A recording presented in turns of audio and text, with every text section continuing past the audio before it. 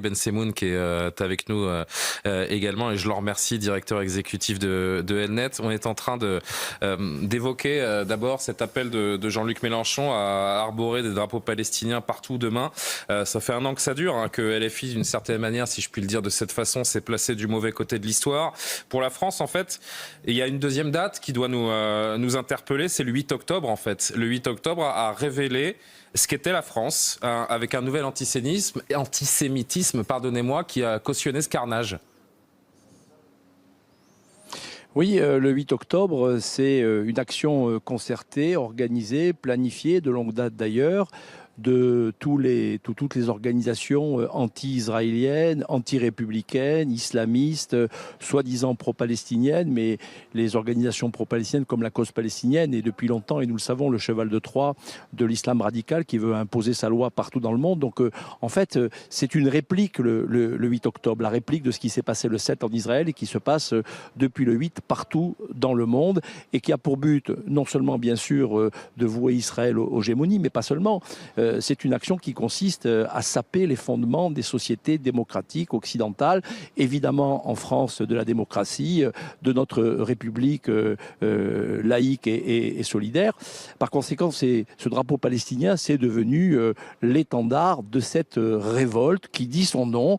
Et d'ailleurs, Intifada dans les rues de Paris, de Marseille et d'ailleurs, c'est un appel au soulèvement des populations d'abord issues de l'immigration, qui sont islamisées et qui ont pour mission et pour le plus grand intérêt de Mélenchon et de ses sbires de la secte des Insoumis, de créer le chaos dans nos pays et de créer une situation insurrectionnelle. Donc c'est extrêmement dangereux.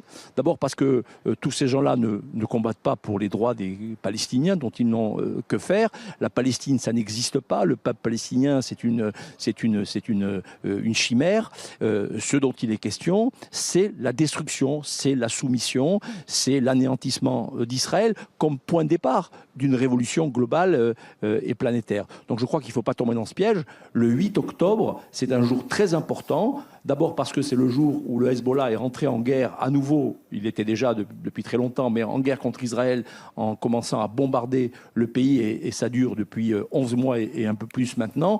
Je note au passage que personne, et pas même le président de la République, n'a appelé le Hezbollah à cesser le feu, à déposer les armes, et n'a appelé à l'embargo sur les armes du Hezbollah. Vous vous rendez compte, tout ça c'est bien gentil, mais on voit là la duplicité.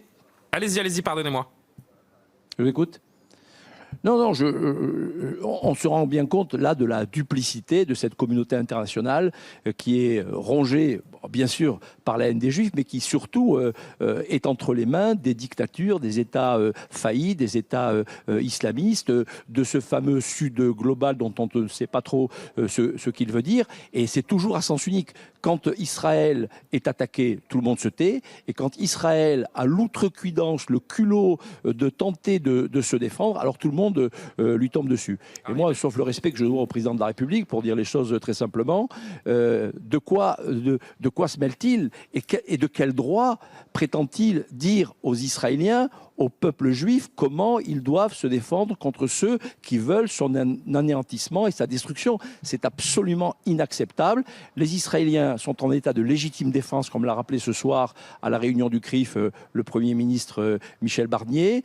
Légitime défense veut dire que Israël, comme n'importe quel autre État du monde, a le droit de se défendre, et ce droit, il a le droit de l'exercer tout à fait librement. Il n'est pas question aujourd'hui de nous expliquer qu'il y aurait une solution politique et diplomatique, certainement pas avec le Hamas, encore moins avec le Hezbollah, tout simplement parce que les démocraties le savent bien, et la France en tête, on ne négocie pas avec les terroristes, avec lesquels nous n'avons aucun contentieux, sinon qu'ils veulent notre disparition. Alors négocier quoi? Avec qui? Ça n'est pas sérieux. Il y a là aujourd'hui une opportunité extraordinaire, et pour le Liban, et pour les Arabes de Palestine, et pour l'ensemble du monde arabe, et pour la communauté internationale, de se débarrasser après Daesh du Hamas et du Hezbollah, et d'envisager l'avenir avec un certain optimisme, notamment pour essayer de bâtir la paix au Moyen-Orient, et une paix au Moyen-Orient qui aura des répercussions et des conséquences pour le monde entier, parce que comme on l'a dit, et comme vous l'avez dit vous-même, le 8 octobre, c'est une déclaration de guerre de l'islam radical à l'ensemble des démocraties du monde, et notamment européennes. Vous vous rendez compte, Ari Ben Semoun, quand même, que s'il y a un an, au matin du 8 octobre 2023, si on vous avait dit que le 7 octobre 2024, vous auriez une partie du monde qui dirait que l'État génocidaire s'appelle Israël, est-ce que vous l'auriez cru? Et pour parler de la situation franco-française, l'unité française voulue par le chef de l'État, elle existe? Elle est possible encore? Alors d'abord, elle est possible, parce que moi, je voudrais avoir une autre lecture des événements. D'abord, le 8 octobre, nous savions très bien ce qui allait se passer, parce que nous sommes instruits de l'histoire. Nous avons, nous, le peuple juif, un peu de mémoire. Et c'est la raison d'ailleurs pour laquelle nous avons créé Agir Ensemble, un mouvement qui va bien au-delà de la communauté juive et qui a vocation à rassembler la société civile, la majorité silencieuse, pour parler justement des menaces qui pèsent sur la République. Mais oui, le 8 octobre, nous le savions. Mais regardez ce qui se passe justement depuis le 8 octobre. Toutes les enquêtes d'opinion le disent. L'immense majorité des Français se tient aux côtés d'Israël dans son combat contre l'islam radical. Parce que les Français ont de la mémoire, eux aussi. Ils savent très bien que ce que nous avons vécu à Toulouse, au Bataclan, à Charlie, à Hypercacher, à la promenade des Anglais de Nice, c'est exactement le même combat contre les mêmes ennemis. Et les Français voient bien aujourd'hui l'influence des frères musulmans, soit dit en passant, avec le soutien du Qatar, à qui notre pays a déroulé le tapis rouge et la garde républicaine. C'est absolument scandaleux. Donc nous savions que nous aurions contre nous tous ces islamistes radicalisés, cette extrême gauche wokiste, islamo-compatible. Et nous avons commencé à travailler justement pour ne pas que les gens continuent à dire « Eh bien oui, l'opinion publique est contre Israël ». Ça n'est pas vrai. La rue arabe est contre Israël. Il se trouve que nous avons une rue arabe en France comme il y a une rue arabe dans toutes les grandes capitales du monde.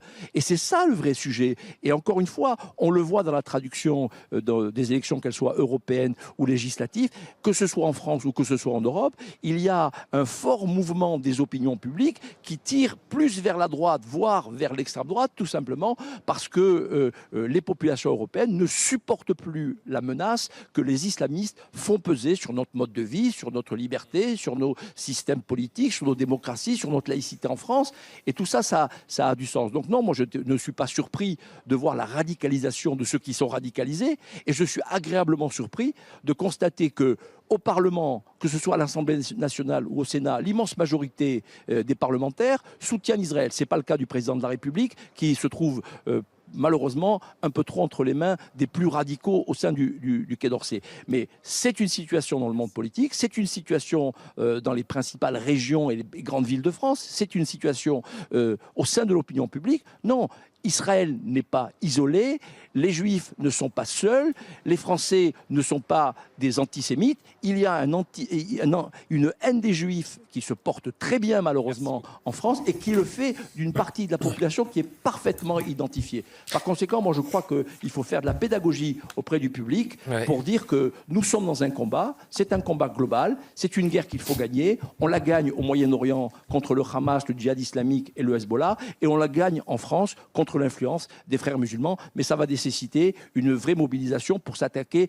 aux vraies racines du mal. Arrêtez de se raconter des histoires, arrêtez de vivre dans le déni et arrêtez de croire à une pensée magique selon laquelle, en chargeant Israël de tous les maux de la terre, on va s'en sortir d'une manière convenable. Ce n'est pas le cas. Merci infiniment, Ari Ben Chemoun.